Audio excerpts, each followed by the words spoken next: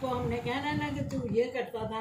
ना जी ना, हो ही नहीं सकता। फिर इतना मोजस और डिसेंट और पोलाइटली तरीके से कहा था ना, मैं तो ऐसे नहीं करता था। क्या क्या बेइज्जती बना के रखी। अस्सलाम वालेकुम, welcome back to my channel. उम्मीद करती हूँ आप सब बिल्कुल ठीक होंगे। अल्हम्दुलिल्लाह मैं भी ठीक हूँ।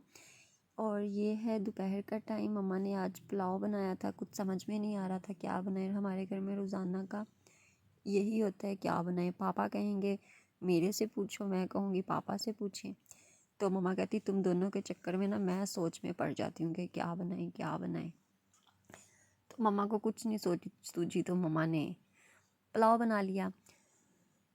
और दूसरी बात ये कि सबसे पहले तो I am really very sorry Hasma कि मुझे आज फिर आप पे वीडियो बनानी पड़ रही है। अगर मैं नहीं बनाती तो मेरी जो इंस्टा पे एक दो दोस्तें आप कह सकती हैं, वो ये समझेंगी कि पता नहीं आसमा ने मुझे कुछ कहा है, मुझे डराया है। मतलब कुछ भी ना, आपको पता है हर इंसान का अपना अपना माइंड होता है, कुछ भी सोच लेता है। तो आपको ये भी पता है कि मैंने कभी आपके बच्चों पे या आप पे बात नहीं की, आपकी वीडियो से रिलेटेड ही बात करती हूँ, जो कि अंदर आप दिखाती हैं, जो आप शो करती हैं और बोलती हैं। ठीक, वैसे मुझे और कोई मसला नहीं है। सबसे पहले उस दिन आपने जो वीडियो बनाई थी जिसमें ये, हाँ एक और बात, आपने 3-4 दिन वीडियो अपलोड नहीं की, जिसकी वजह से मुझसे 4 या 5 लेडीज़ ने मैसेज किया कि आपकी वजह से नहीं उसने बनाई, आपकी और उसमें क्या बात हुई, आपने स्क्रीनशॉट लगाया था, वो क्या था। तो हर किसी के पास इतना टाइम नहीं होता है कि वो हर बंदे को रिप्लाई कर सके ना। एक दिन तो कर लेता है बात, लेकिन अब डेली बेसिस पे उन्हें जवाब देना वो मेरे से नहीं होता है। आई एम रियली वेरी सॉरी। मैं इतनी मतलब कि वेली फारिग नहीं होती कि मैं हर किसी के मैसेज का जवाब दूँ। हाँ एक दो मेरी व्हाट्सएप तक आई हुई हैं मेरी फ्रेंड्स, मैं सिर्फ उनसे ही बात करती हूँ। तो मुझे नहीं पता था कि आसमा ने वीडियो क्यों नहीं अपलोड की। तो हम 2 दिन की वीडियोस पे बात कर लेते हैं कि उस दिन की वीडियो में आपने थंबनेल लगाया कि क्या था, फुल डे रूटीन।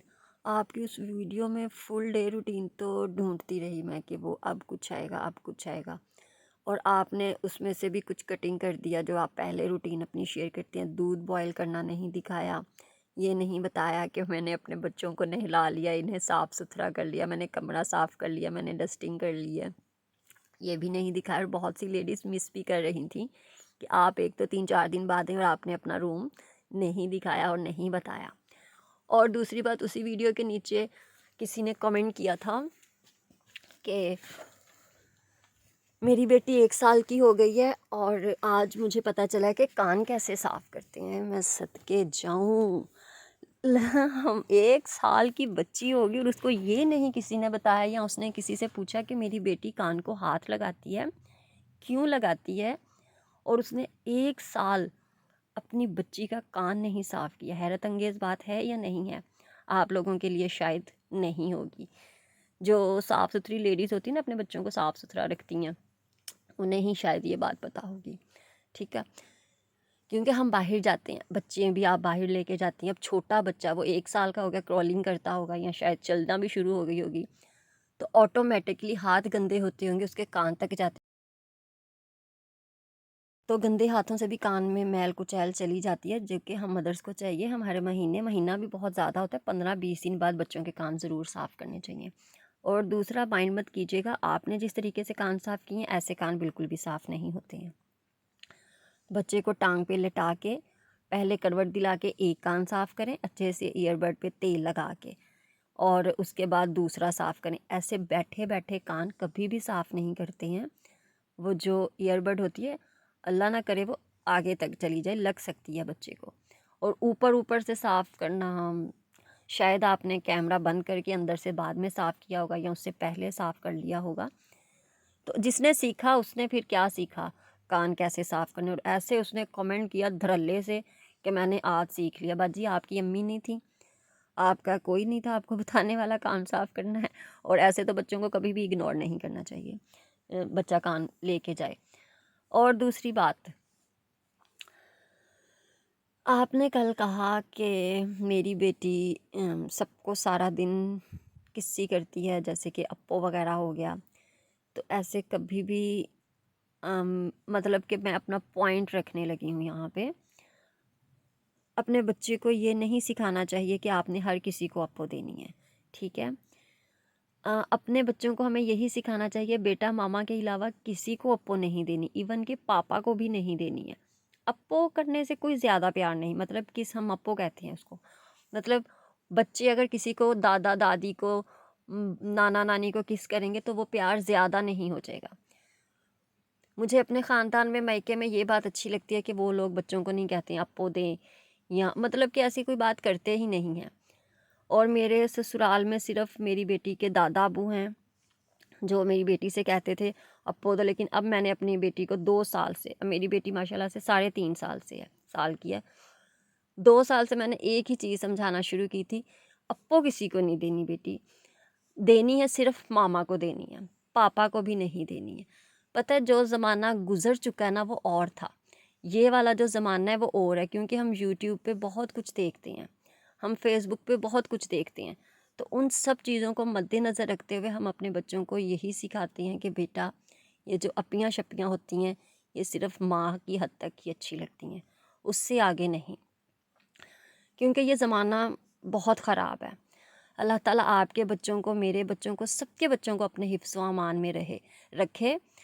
लेकिन ये अप्पियाँ शप्पियाँ आप भी अपनी बेटी को ज़रूर सिखाइएगा कि आज के बाद नहीं करनी। फ्लाई किस माएँ सिखा देती हैं बेटा फ्लाई किस करें, नहीं, ये भी नहीं करनी, क्योंकि वो फिर आदत पुख्ता हो जाती है बच्चे की, जो आप अब से सिखाएंगी वो पुख्ता हो जाएगी और नेक्स्ट आगे स्कूल जाके वो फ्लाई किस किसी को भी कर सकती है। मैं यहाँ पे गलत नहीं बोल रही, मैं एक बात कर रही हूँ जनरल सी, कि वो फिर बच्चे की जब आदत पक जाएगी वो तो फिर वही करेगा ना जो उसे सिखाया गया है। तो इसलिए अब माशाल्लाह से आपकी बेटी भी बड़ी हो रही है, उसको ये सब चीज़ें आप खुद से घर पे सिखाएं। दूसरी बात आ जाती है, आपने कहा मैंने न्यू घर लेना है, न्यू घर लेना है। जब आप ले लेंगी ना घर और जब आप शिफ्टिंग कर रही होंगी तब आप बताएं कि मैंने न्यू घर ले लिया है, अब मैं शिफ्ट हो रही हूँ।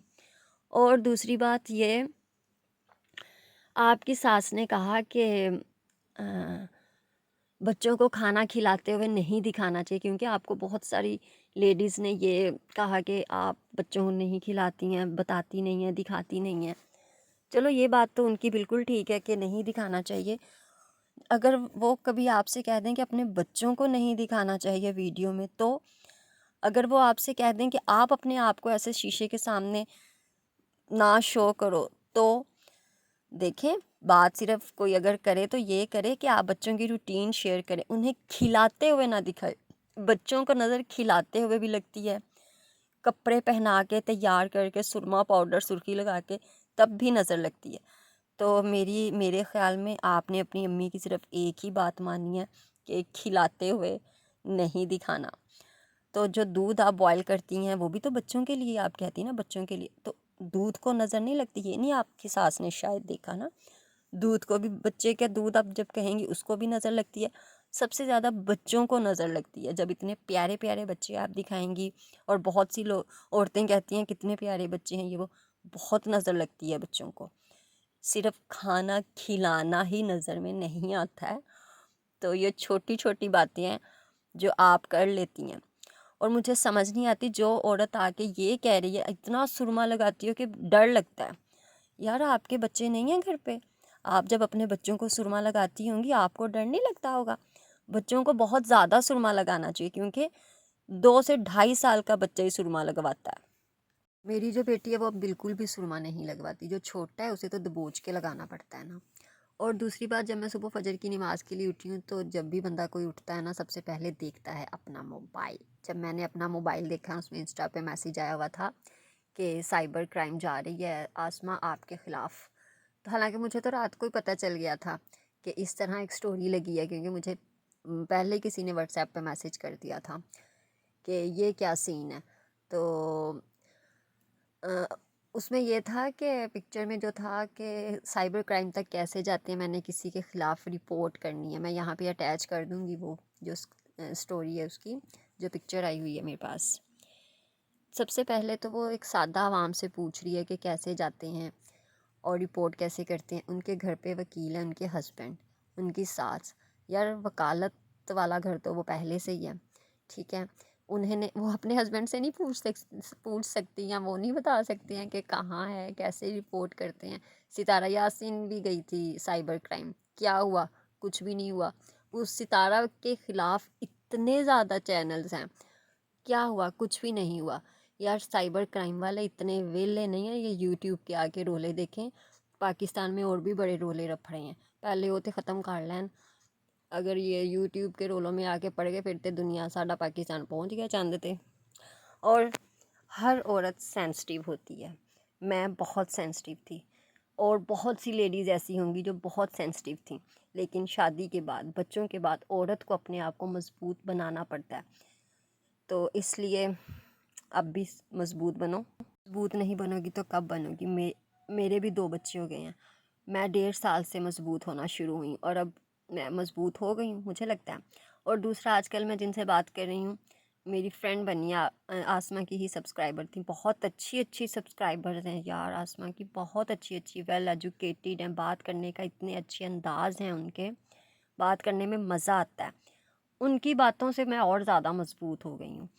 तो उनका तो बहुत ही बहुत शुक्रिया यार, जो मुझे कुछ सिखाते हैं ना। मुझे बहुत अच्छा लगता है जब मैं किसी से कुछ सीखती हूँ। तो मैं उनका नाम नहीं लूँगी, लेकिन वो जब वीडियो देखेंगी खुद ही समझ जाएंगी कि यहाँ मेरी बात हो रही है।